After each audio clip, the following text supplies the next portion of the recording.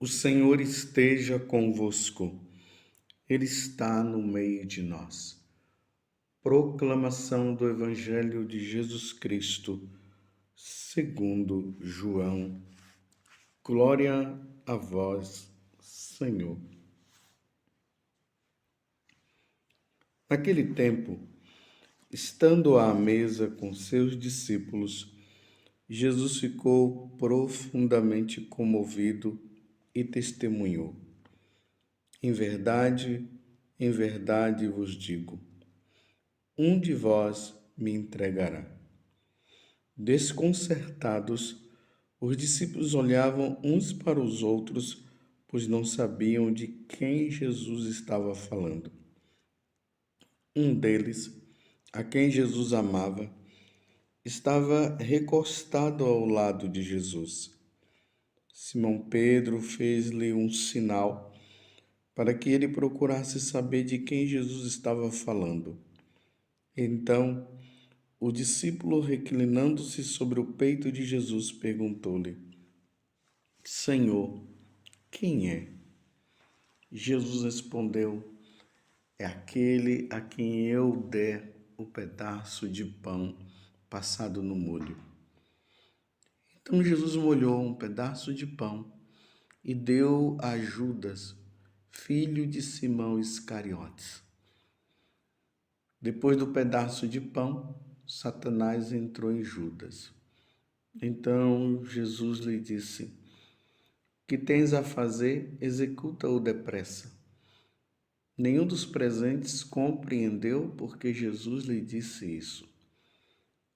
Como Judas guardava a bolsa, alguns pensavam que Jesus lhe queria dizer: compra o que precisamos para a festa, ou que desse alguma coisa aos pobres.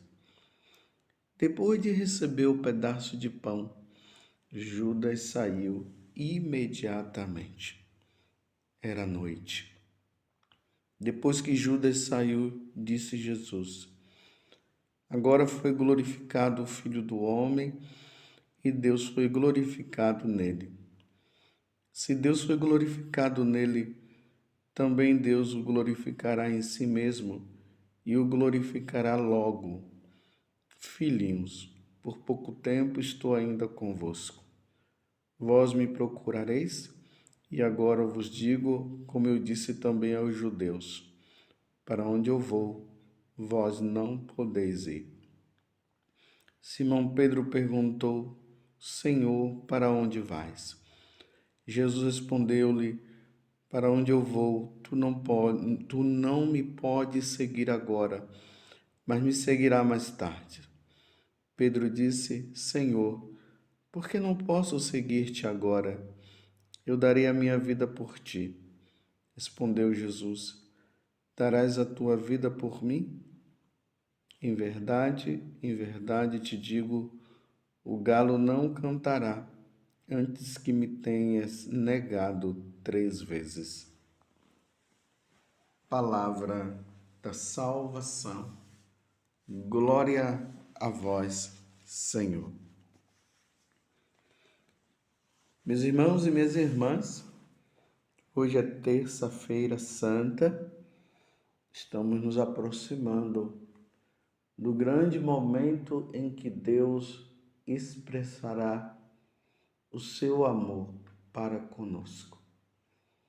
Deus amou tanto o mundo, ou seja, Deus amou tanto a nós pecadores, nós que o ofendemos, nós que vivemos a consequência do pecado original, que deu o seu Filho único, para que todo o que nele crê não pereça, mas tenha a vida eterna.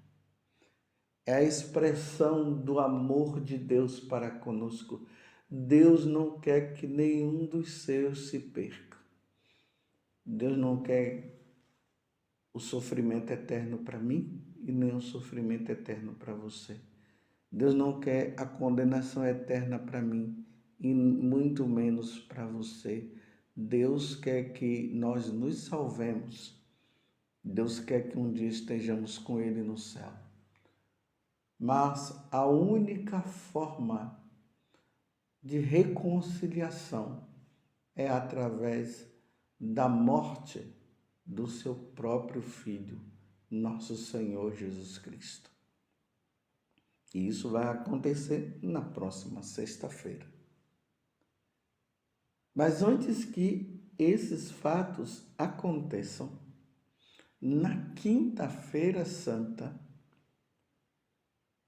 Jesus institui o sacramento do sacerdócio e o da Eucaristia. E este sacramento da Eucaristia e do sacerdócio, ele acontece num clima de muita tensão, de muita tristeza por parte de Jesus, de muito sofrimento por parte de nosso Senhor Jesus Cristo. E um dos grandes sofrimentos de Jesus é a traição de Judas. A negação de Pedro, que depois Pedro, com toda a boa intenção de não querer que nada acontecesse de mal com Jesus, ele, como nós vimos aqui, Pedro dizendo que para onde Jesus fosse, ele iria também, e se fosse preciso até morrer, ele morreria também por Jesus. E isso vai acontecer, sim, depois da ressurreição de Jesus. Realmente Pedro morre crucificado e de cabeça para baixo. Mas antes de Jesus passar pela morte, Pedro nega, embora ele tivesse boas intenções. Mas aqui entra mais uma vez a situação de Judas. Jesus está dando a Judas a oportunidade de ele reverter a situação.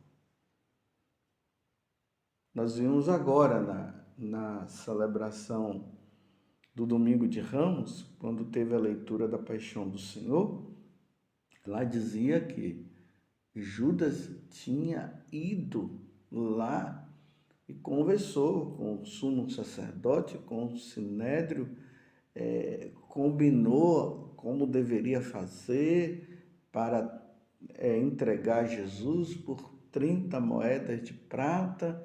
Ele combinou tudo. E aqui no Evangelho de hoje, nós encontramos Jesus dando a oportunidade para Judas não fazer essas coisas. Então Jesus, ele expressa, ele deixa no meio dos apóstolos, sem permitir que nenhum deles soubessem a quem, no caso, nosso Senhor estava se referindo. Ele disse: um de vós, em verdade vos digo, um de vós me entregará. Então, na hora que Jesus falou isso, era a oportunidade de Judas perceber que Jesus estava sabendo das intenções do coração dele, e era o momento dele dizer interiormente: não vou fazer isso mais. O Senhor está sabendo. E você vê que eles vão se perguntando: quem é? Sou eu? Serei eu? E Judas continua quietinho na dele, sem se manifestar ali. Pelo menos nesse evangelho aqui que foi lido, que é o de São João, no capítulo 13. Aí Jesus deixa bem claro: é aquele que eu colocar um pedaço de pão na boca, é aquele a quem eu der o pedaço de pão passado no molho. Porque os discípulos começaram a perguntar quem seria. Então Jesus disse: mais uma oportunidade, meus irmãos, de Judas dizer, nossa, ele está sabendo mesmo, sou eu. Então ele continua com a intenção no coração. Ele já tinha essa intenção. Eu estou reafirmando para você entender. E aí, quando ele come um pedaço de pão, aqui vai dizer que o demônio aí se utilizou, e aqui diz Satanás entrou em Judas. Não é que Judas foi possuído pelo demônio, né? É uma forma de Judas, de dizer que Judas, levado pela tentação, ele reafirmou o que ele iria fazer. Não somente ele reafirmou como ele foi. Depois de receber o pedaço de pão, Judas saiu imediatamente. Era noite. Interessante que João deixa esse detalhe. Era noite. Que noite? Noite de treva. As trevas estavam rondando por ali. E ele vai. Combina tudo, faz tudo. Com a intenção de trair Jesus. Aí vocês veem, né, que depois que termina aqui a última ceia, Jesus disse, vamos embora, porque aquele que há de me trair, ele já foi fazer o que tinha que fazer. E aí Jesus vai lá para o Monte das Oliveiras, no Getsêmani, aí começa a rezar, suar sangue. Aí ele pede para os apóstolos vigiar com ele, Pedro, Tiago e João. E aí volta, eles estão dormindo. Aí Jesus fala, mas vocês não conseguem pelo menos rezar 1 hora comigo? E Jesus volta e a angústia toda vai dominando ele, começa a suar sangue. Depois ele começa a dizer, Pai, afasta de mim este cálice, mas porém que seja feita a tua vontade. E ali depois vem o anjo e consola Jesus. E aí Jesus volta para os discípulos e diz, levantemos, porque aquele que me trairá já está chegando. E aí ele tinha combinado dar um beijo em Jesus, e quando Jesus dá o beijo, os homens pegam Jesus, os soldados, e levam Jesus para o julgamento injusto. Mas o que eu queria frisar para vocês, e é o que eu sempre trago como meditação quando eu leio esse evangelho, a oportunidade. Deus deu a oportunidade a Judas para ele não fazer o que já estava no coração dele. Isso se chama, meus irmãos, a consciência. Deus, ele fala sempre ao nosso coração. É na consciência que Deus vai dizer o que nós devemos fazer para evitar o mal e o que nós devemos fazer para fazer o bem. Evitar o mal e fazer o bem. A nossa consciência é ali que Deus fala. O catecismo vai dizer que a consciência é como um sacrário. No sacrário nós colocamos Jesus lá. Jesus está presente ali na Eucaristia, ele fica ali no sacrário. A nossa consciência é como esse sacrário, aonde Deus está falando para nós. Não faça isso. Faça isso. Mas só que a decisão será sempre nossa. Então, meus irmãos, não adianta dizer para nós, batizados e tudo mais, que eu caí naquele pecado e eu não sabia. Meus irmãos, os mandamentos da lei de Deus estão inscritos no nosso coração. Vejam que eu falei inscritos, não é escrito. Escrito no lado de fora. É como nós escrevemos no papel. Inscrito é por dentro, dentro do nosso coração. A lei de Deus está inscrita no nosso coração. Nós sabemos muito bem o que é o bem e o que é o mal. Nós adultos. A criança ainda não tem muita base do que é, embora ela ainda fica ali, né, evitando determinadas coisas. Mas ela ainda não chegou à idade da razão. Nós já chegamos à idade da razão.